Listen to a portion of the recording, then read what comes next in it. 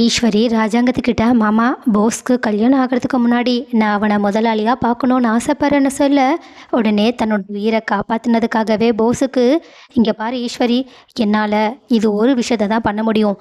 வேணா கல்யாணத்துக்கு முன்னாடி நான் போஸுக்கு 1 கோடி ரூபாய் மதிப்புள்ள ஒரு செக்கை எடுத்து தரேன். அதை வச்சுட்டு அவனை ஏதாவது பிஸ்னஸ் பண்ணி பொழைச்சிக்க சொல்லுன்னு சொல்ல, இதை கேட்டுட்டு ஈஸ்வரி செம்மையாக சந்தோஷப்படுறாங்க. அதே நேரத்தில் இந்த விஷயத்தை கேள்விப்பட்ட போஸும் தமிழ்ச்செல்வி தனியாக நடந்து போய்கிட்டு இருக்கும்போது அவங்க கிட்ட செம்ம தன்னாவட்டோட, இங்கே பாரு, நான் மாமாவோட உயிரை காப்பாற்றினதுக்காக எனக்கு அவங்க 1 கோடி ரூபாய் தரப்போகிறாங்களாம்.